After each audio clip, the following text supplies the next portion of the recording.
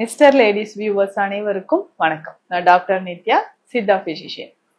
இடுப்புல இருந்து கால் வரைக்கும் ரொம்ப வலியா இருக்குங்க. இந்த பிரச்சனை நிறைய பேருக்கு இருக்கும். தாங்க முடியாத கால் வலி. இந்த கால் வலி அப்படின்னு சொல்லும் பொழுதுதான் இடுப்புல இருந்து நமக்கு பெயின் ஸ்டார்ட் ஆகிற மாதிரி இருக்கும்.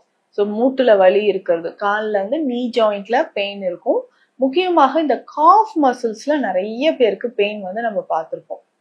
காஃப் மசில்ஸ் பெயின் அப்படின்னு சொல்லும்போது நம்ம கெண்டைக்காலில் தசைகளில் வலியானது ரொம்ப ரொம்ப அதிகமாக இருக்கும்.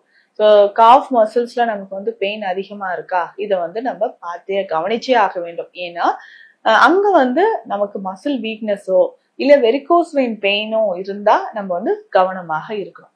ஸோ இதற்கு அடுத்தது பார்த்தோம்னா காஃப் மசில்ஸ் பெயினை தாண்டி பார்த்தோம்னா இடுப்பில் இருந்து வலி, கால் பாதம், குதிகால் வலி, பாதங்களில் வலி இருக்கு. இடுப்பு வலி அப்படின்னு சொல்லும்போது பேக்ல சிவியர் பெயின் நமக்கு கிடைக்கும். அதாவது இந்த சயாட்டிகா அப்படின்னு சொல்றாங்க இல்லையா, டிஸ்க் பல்ஜா இருக்கு, L4 L5ல ப்ராப்ளம் இருக்கு, டிஸ்க் பல்ஜ் ஆகி நர்வ் கம்ப்ரெஷன் இருந்துச்சுன்னா எனக்கு அதிகமான வலி தெரியறது நம்ம பாக்குறோம். ஸோ இந்த மாதிரி வலி இருக்குன்னா நமக்கு காலிலும் அதிகமான வலி ஏற்படுது. சிலருக்கு தைஸ்ல சொல்லுவாங்க, ஒரு சைடா எனக்கு வலிக்குதுங்க, தைஸோட லேட்டரல் சைட்ல வெளிப்பக்கமாக வலி இருந்துகிட்டே இருக்கு அப்படின்னு சொல்லுவாங்க.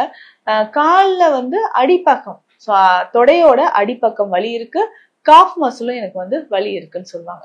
ஸோ இந்த மாதிரி வலிகளை நம்ம சரி செய்யறதுக்கு என்ன பண்ணலாம்? ஸோ வலிகளை சரி செய்யறதுக்கு நம்ம சில வழிமுறைகளை ஃபாலோ பண்ணிட்டு வரலாம். இதுல முக்கியமாக நமக்கு சயாட்டிகா மாதிரியான பிரச்சனையோ நர்வ் கம்ப்ரெஷன் இருக்கான்றதை செக் பண்ணிக்கணும். அதுக்கப்புறம் வலி இருந்துச்சுன்னா நம்ம உடல்ல இருக்கக்கூடிய, ஸோ நம்ம உடல்ல ஹார்மோன் லெவல் நார்மலா இருக்கா, முக்கியமாக இரும்பு சத்து, ஸோ அயன் எவ்வளவு இருக்கு, நார்மலா இருக்கா, இதுல கால்சியம். ஸோ கால்சியம் குறைபாடு இருக்கும் பொழுதுதான் நமக்கு மூட்டுகளில் அதிகமான வலி ஏற்பட்டு கால்களிலும் வலி ஏற்பட்டு பாதம் வரைக்கும் நமக்கு வலி தெரியுது. அப்போ இந்த கால்சியத்தை சரி செய்யறதுக்கு நம்ம என்ன பண்ணலாம்? கால்சியம் குறைபாட்டை நம்ம சரி செய்யணும். அதே சமயம் தசைகள் வலிமையாக இருப்பதற்கு புரோட்டீன் சத்து ரொம்ப அவசியம். அப்போ உடல்ல புரோட்டீன் நார்மலா இருக்கும்போது மட்டும்தான் நமக்கு என்ன ஆகும்னா தசைகள் வலிமையாக இருக்கும், கால்ல அதிகமா வலி வராது. ஸோ இந்த வலி அப்படின்னு சொல்லும்போது மூட்டு வலி அதிகமா இருக்கும். ஒரு சிலருக்கு கால்ல நீ ஜாயிண்ட்ல மூட்டுகளில் வலி அதிகமா இருக்கும். அதுக்கப்புறம் காஃப் மசில்ஸ்ல அதிகமான வலி நமக்கு தெரிய ஆரம்பிக்கும்.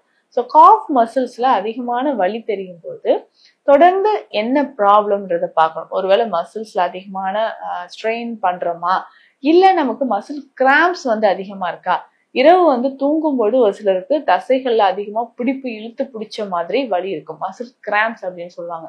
உறக்கமே சரியா இல்லாம திடீர்னு கண்டைக்கால் பகுதியில வலி ஏற்படுது அப்படின்னு சொல்லுவாங்க. ஸோ இது எல்லாமே காலில் வலி, கால் வலி ஏற்படுறதுக்கு காரணம் தான். அதுலயும் முக்கியமாக பார்த்தோம்னா நம்மளுடைய நீ ஜாயிண்ட்ல பெயின் இருந்தாலும் இந்த மாதிரி இருக்கும். பெயின் அப்படின்னு சொன்னா ஸோ இதுல முக்கியமாக ஆஸ்டியோஆர்த்ரைட்டிஸ் கம்ப்ளைண்டோ இல்ல ஃப்ளூயிட் செக்ரீஷன், மூட்டுக்கள் இருக்கக்கூடிய சைனோவியல் ஃப்ளூயிட் குறைந்தாலோ எலும்புகள் தேய்மானம் அடைந்தாலோ நமக்கு அதிகமான பிரச்சனையை ஏற்படுத்துது. அப்போ இந்த வலியை குறைப்பதற்கு நம்ம உணவு முறையில என்ன மாற்றங்கள் செய்ய வேண்டும் அப்படின்றத நம்ம தெரிஞ்சுக்கணும்.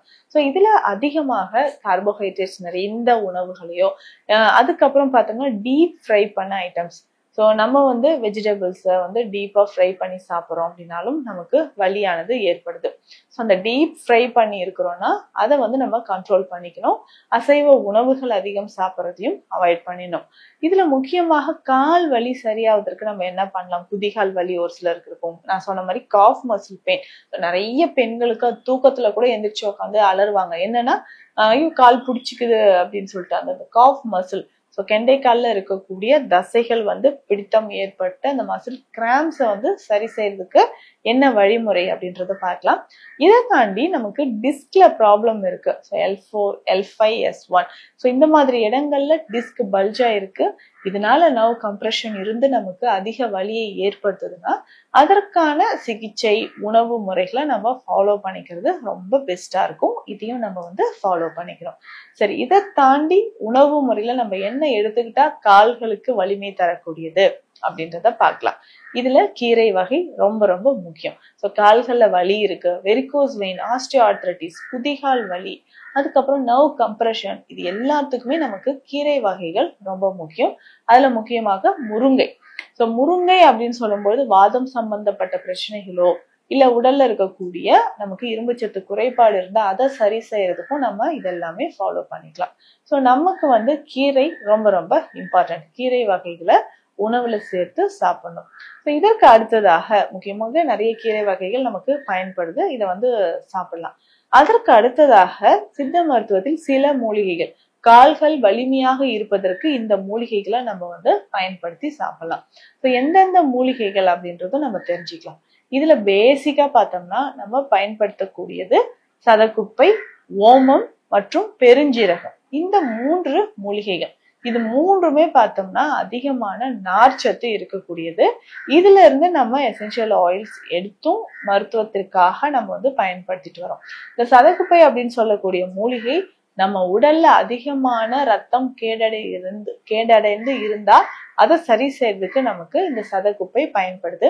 இந்த சதக்குப்பை நம்ம கஷாயமாக எடுக்கும்போது உடல்ல இருக்கக்கூடிய நிறைய பாதிப்புகள் ஏற்படாமல் இது தடுக்குது.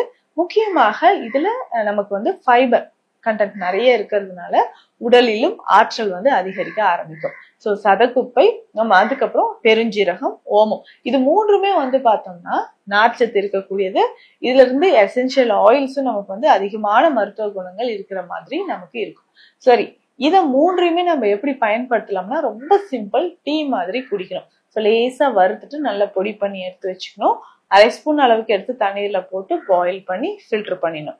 ஸோ ஃபில்டர் பண்ணிட்டு இதை நம்ம பயன்படுத்தும் பொழுது, ஸோ தினம்தோறும் நம்ம டீ மாதிரி கொஞ்சம் கொஞ்சமாக பயன்படுத்தும் பொழுது உடலில் நிறைய மாற்றங்கள் நமக்கு உண்டாக ஆரம்பிக்கும். கால் வலி இதுல குறைய ஆரம்பிக்கும். இதுல எக்ஸ்டர்னலா சித்த மருத்துவத்தில் பார்த்தோம்னா பிரண்டை தைலம் அப்படின்னு ஒரு தைலம் இருக்கு. ஸோ இந்த பிரண்டை தைலம் ரொம்ப சிம்பிளா நம்ம வாங்கிட்டு நம்ம மூட்டு வலி இருக்கா, கால்கள்ல வலி இருக்கா, இடுப்பு சம்பந்தப்பட்ட வலிகள் இருக்கா, இதை குறைக்கிறதுக்கு நமக்கு பயன்படுது அப்படின்னு சொல்லலாம். ஸோ இந்த பிரண்டை தைலம், ஏன்னா பேர்லயே இருக்கு.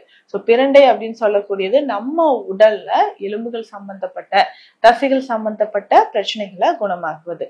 ஸோ பிரண்டையை நம்ம பயன்படுத்தும் போது கொஞ்சம் கொஞ்சமாக உடல்ல அந்த வலியானது குறைய ஆரம்பிக்கும். இதுலயும் முக்கியமாக நம்ம வேற ஏதாவது மெடிசன் சாப்பிட்டுட்டு இருந்தாலும் அதனோட சைடு எஃபெக்ட்ஸா கூட இருக்கலாம். ஸோ அந்த மெடிசன்ஸ் நீங்க என்ன சாப்பிட்றீங்களோ குறிப்பிட்ட நாட்களுக்கு அப்புறம் அதை ஸ்டாப் பண்ணிடலாம். ஸோ மருத்துவர் ஆலோசனைப்படி அதை ஸ்டாப் பண்ணிட்டு இல்லை டோசேஜ் குறைச்சிக்கிட்டே வந்திருந்தாலும் வலி கால்கள்ல ஏற்படக்கூடிய வலியோ, ஸோ அதனால வரக்கூடிய சைடு எஃபெக்ட்ஸும் நமக்கு குறைய ஆரம்பிக்கும். இதுலயுமே முக்கியமாக சில மருந்து வகைகள் இருக்கு, அதையும் நம்ம பயன்படுத்தலாம். இதுல லவங்காதி சூரணம், ஸோ வலிகள் உடல்ல எந்த மாதிரியான வலிகளாக இருந்தாலும் இந்த லவங்காதி சூரணம் பயன்படுத்தலாம்.